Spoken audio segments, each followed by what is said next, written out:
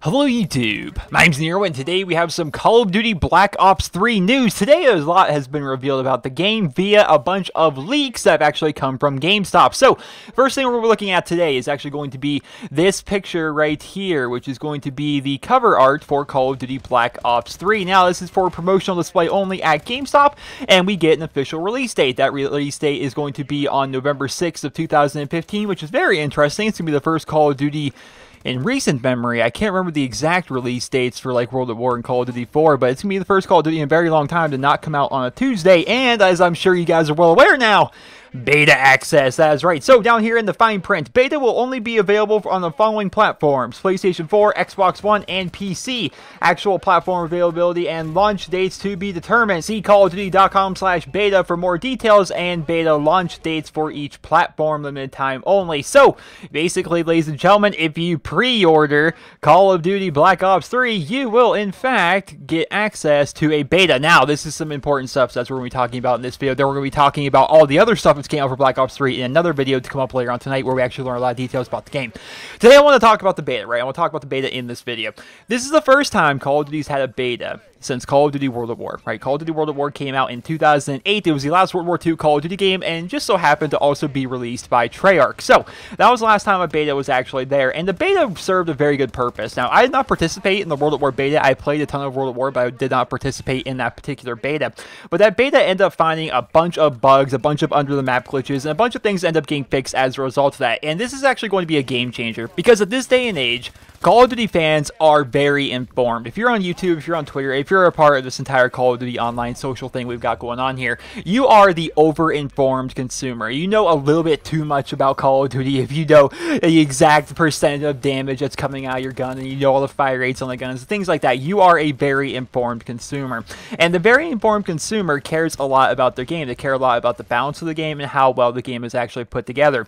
This beta is going to give us unprecedented access. It's going to give so many people unprecedented access to the game early, and the game itself is going to be a lot better as a result of that, because within one day of this beta happening, right, we are going to be able to see which guns are overpowered. What bugs do these maps have? How is this unlock system going to work? How is this prestige system? What is wrong with this game? And things that are going to be wrong with the game are going to be fixed before the actual release of the game because of this beta. This beta is actually going to help out a ton. Now, I'm a YouTuber, right? And this is something that I do every single year. I buy Call of Duty early. Now, how exactly I get Call of Duty early is kind of shady.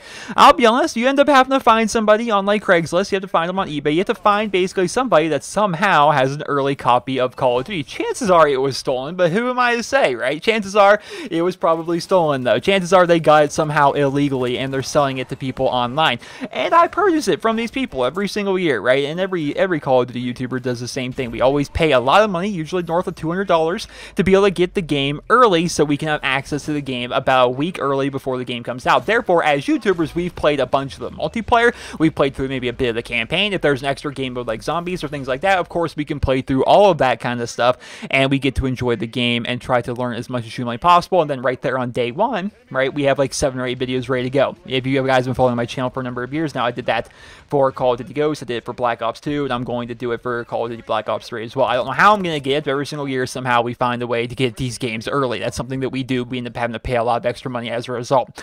This is going to be a little bit different. I think it's going to be a little bit of a game changer, because everybody's going to have access to the game early via this beta. It's not going to be entirely new things, like the videos that are going to be going up and the kind of things that we can teach you guys on like the initial release date of the game, which again is going to be on November 6th of 2015. It's not all going to be brand new stuff, because you guys of course are actually going to have played the game a bit because of this beta. Everybody's going to be well informed about this game. Everybody's going to know about all the guns in the game. Everybody's going to know about the maps in the game, right? Unless they do something really restrictive with a beta. Like if they could be super restrictive with a beta, similar to how Titanfall was, where if you guys remember Titanfall Boy, we're going to be talking about Titanfall a lot in the later video that's going up tonight. But I remember in Titanfall, they only had what seemed like there's only going to be like 9 guns available or something. They were like, oh yeah, they probably made it so we didn't have a lot of guns available. Nope, turns out that was all the guns available in Titanfall. They had under like 10.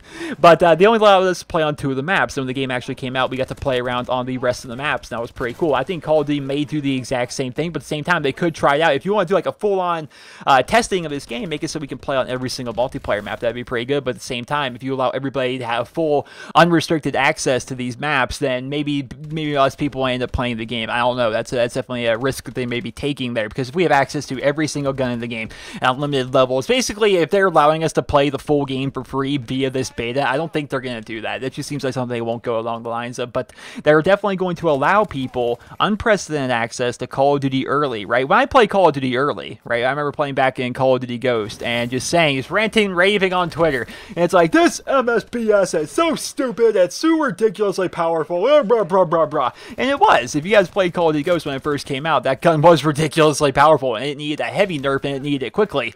And they ended up patching it, but that's the kind of thing. The MSPS wouldn't have been broken at the release of Call of Duty Ghost if there was an actual beta, right? And that's the kind of thing we're going to be able to avoid with this. That's a pretty cool thing, my own personal opinion. Hopefully, they'll end up giving people some kind of rewards for being part of the beta. Perhaps they'll give us, I don't know, some kind of special player card thing or things like that. But I'm definitely looking forward to the idea of a beta, because the game itself is going to have a giant benefit from it. There's no downsides to betas from the consumer standpoint, right? From the consumer standpoint, the only downside is we get to play the game a little bit early, and as a result, you may have a little bit of a spoiling to the game itself. You know, it's the same thing that kind of happens with early access games on Steam. A lot of people will buy into an early access game so they can get access to it very quickly, then they play a bunch of it, then when the game actually does make its full launch, they're like, I don't even know if I really want to go back and play too much, because I played so much of it when it was in early access. And the same thing can kind of happen for betas. Perhaps if you play too much of the beta, you're like, maybe I don't want to end up buying the game because I didn't really enjoy my time in the beta. But then again, you know, that's the risk on the part of the developer, right? That's the risk on the part of the developer and the publisher, right? That has nothing to do with the actual consumer. It's a win-win for the consumer. And that's the reason why there haven't been betas in Call of Duty, because they know we're going to buy it. They can just fix it whenever they want with patches and updates. I think Modern Warfare 2 is a great example of people that continue to play a game that was not supported whatsoever. That was definitely something that was not very good. So it's pretty cool of Treyarch. It's definitely pretty cool of Treyarch for them to actually go ahead and allow a beta for the first time in Call of Duty since 2008. Keep in mind, it's 2015. I think of Call of Duty 4, and I think of World of War back in the day. You know, I don't think of it as that long ago, but that was for freaking ever ago if you actually think about it. 2007? 2015? Think of the difference there. I was like 16 back when that game was out, man. That game is so old, and just, it doesn't seem like it was that long ago, but it really was the last time Call of Duty actually allowed us to have some form of beta access. So that's pretty crazy to me. So we're definitely going to be able to have Call of Duty Black Ops 3, and we're actually going to be able to find more information about this from callofduty.com/beta, which if you guys actually go there, you're not actually going to see anything. It's just going to give you an error, but one's going to assume that callofduty.com/beta is actually going to be a working thing right here in the relatively near future. And it's also interesting, I think we should point out here towards the end, the very first line, and it actually says it's going to be available on the PS4, the Xbox One, and the PC. It's interesting that they're not going to allow this beta to be on the last-gen systems. Chances are it's going to be available on them. I'm going to stick with my guns on that. I'm going to say that I'm going to make the prediction that Call of Duty Black Ops 3 is going to be available on the Xbox 360 and on the PlayStation 3. I'm just thinking it's going to be handled by a separate studio, similar to how Call of Duty Advanced Warfare was actually made by Sledgehammer, and then it was basically given to High Moon Studios to port over to the Xbox 360 and to the PlayStation 3 along with all of their updates and things like that. So basically, Sledgehammer wipes their hands of it. I think Treyarch's going to do the same thing by handing it off to a different developer, but I do think it's going to be available on those platforms. I just feel as though the beta itself is going to be exclusive to the PlayStation 4, the Xbox One, and the PC. One is going to assume, because it actually has that line right there, it says see callofduty.com/beta for more details and beta launch dates for each platform. One's going to assume that the Xbox One is going to have an earlier beta access date than the PlayStation 4 and the PC, but of course we will have to see.